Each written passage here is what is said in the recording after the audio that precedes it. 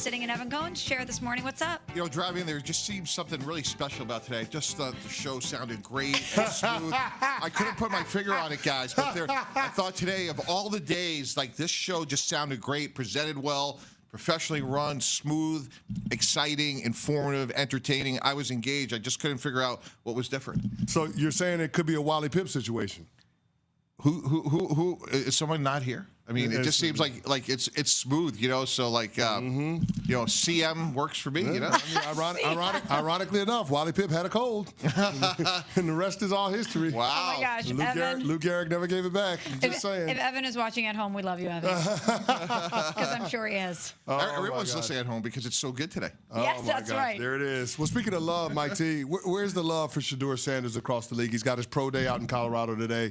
What are you expecting to hear? What are you expecting? How important is today for Shedeur Sanders? Well, first of all, allegedly, we're not having a pro day. It's a showcase, is what we've been told. And I think there's a lot of for Shedeur. I think he's going to be a good quarterback. And I think, what's so important, and I'm as guilty of this as anybody, guys, but, we get so consumed this time of year, where's someone going to go? But, we got to remember, it's the beginning of the story, not the end of it. I've comped him to Kirk Cousins. I think Shedeur is going to be a good player. I think he's very accurate. I wish he was going to run today because there's two other quarterbacks, Jackson Dart, who ran 4.85, and Tyler Shugg ran 4.63. They're closing their gap because when you're in the room and you're looking at a body work, one of the things you're looking at is competitiveness. And by not running, what are you hiding? One of the things you're going to also look for today, guys, is what kind of leadership does he have? What kind of intangibles? You want to be there today to see the things you can't see on tape. You said you think he's going to be a good NFL quarterback. You said accuracy and, of course, competitiveness. What else leads you to believe that he's going to translate at the next level? Yeah, 1, 2, and 3, Michelle. He is tough. He's been sacked 94 times over the last 2 years. He's missed only one game. That is remarkable toughness. I mean, so much to the extent of you say, is that actually transferable to the NFL? Because they look more like Chris in the NFL. And, to me, I think you could speed up someone's clock, but that would be a concern and also a strength at the same time. I think he sees the field well. I think, he led the nation in completion percentage. That speaks to his accuracy. Again, there's some things you want to clean up, but that's why you have coaches. No one comes out as the perfect prospect. Well, then there's the other guy that's going to be at the showcase, and that would be Travis Hunter. What do you make of him? What are people going to be looking for in his performance, and what does he project best at the next level? Yeah, I think we're talking about a generational, what has a chance to be an all-time great. I don't think we talk about him enough. And in this generation, guys, of load management, practice less contact in the NBA, if you play 2 games in a row, you could be suspended, it seems like.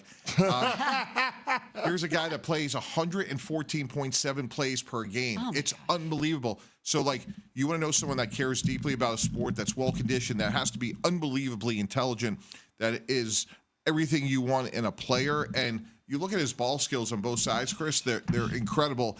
And to me, I would play him at corner. I think he has a chance to be the best corner in the NFL quickly. And then, Chris, as you well know, there's so much time and effort that goes into meetings and preparation. I think, the most efficient way to do this would be to say, hey, you're a corner, go to all the meetings, and what we'll do is we'll add 15, 20 plays, third down, red zone, those really high consequential moments that will give you just a handful of plays on the other side of the ball. But I don't think we could give him enough credit when we, again, just talk about conditioning and to be able to play at that level and so good. What I don't think we've ever really seen this before. We've seen, ironically, guys like Dion have the ability to go both ways, but to play both ways every play at the level that he's doing at is historically great. So you mentioned how many plays he plays per game, 114 snaps a game.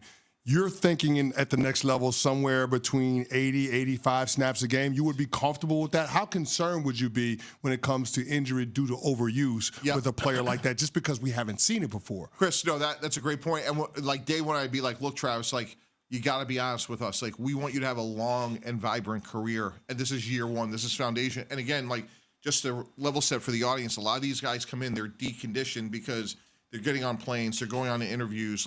Draft prep is not prep. We heard Marvin Harrison talk about that a lot last year. He was trying to get ready for the season, not for the off season. So in year one, I would really proceed with caution, make sure that, we don't want any, issues with soft tissues and, just getting through the rigors of a season is hard enough, and that's why I would add on those offensive plays sort of like strategically and judiciously. We're talking to our ESPN front office insider, Mike Tannenbaum, here on Unsportsmanlike. And let's go back to Shedeur Sanders for a second, but in this context. So the Raiders are a team that has been connected to him a couple different ways as the draft process unfolds. But they reach a $75 million extension with their current quarterback, Geno Smith, yesterday. Do you think that precludes the Raiders from taking Shedeur Sanders if the opportunity presented itself to them? Yes. I don't think you're giving up a third-round pick and that type of money to take a quarterback, with the 6th pick. Now, ironically, yesterday on NFL Live, Adam Schefter reminded all of us, that's essentially what the Falcons did. Yeah. I mean, I just don't think we're going to see that. I think what Atlanta did, and maybe it works out with Michael Penix, that was just a very rare situation. So I think the Raiders told us everything we needed, and I think it's going to be Ashton Jeanty. Ashton Jeanty, the running back from Boise State, had over 1,700 yards after contact. And I think Pete Carroll's saying that's my beast mode.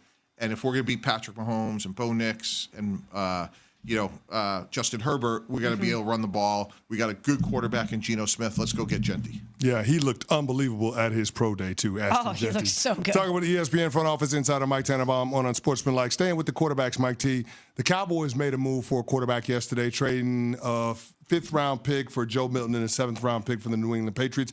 What did you make from the move, and what do you make of Joe Milton as a player? Yeah, they basically moved back 40 spots. I remember going to the Orange Bowl with my son, watching Joe Milton warm up. It took my breath away. I don't know if I've ever seen a stronger arm in person, period, end of story. Wow. I mean, if you just lined up everybody on the planet and said who has the strongest arm, he's in the conversation. Yeah. And he played great against the Bills in the one game he played. Now, the Bills, Josh Allen went out for the ceremonial first play, but look, there's good tape on him, and there's a lot of upside. So I think it's a very low-risk, high-reward move. He started at Michigan, transferred to Tennessee. He's a very intriguing player. The tools he have is extremely rare. Mike T, we're waiting for Aaron Rodgers to make a decision about his football future. All signs are pointing to a deal getting done in Pittsburgh, but we're not there yet, and so we can't assume that it's going to happen because it is Aaron Rodgers, and there is some unpredictability there. If you were in the Steelers front office, how would you feel right now waiting for 8 to make a choice? Yeah, it's interesting, Michelle, Mr. Rooney, who's very conservative in sort of how he, conducts himself in the Steeler organization. For him to come out and say, we're going to get this done, that tells me everything we need to know. But, I thought what, Cam Hayward said a couple of weeks ago kind of spoke for the locker room. Let's go. You want to be here? Let's go. I still think it's remarkable that they traded a 2nd-round pick and $30 million a year for DK Metcalf to have Mason.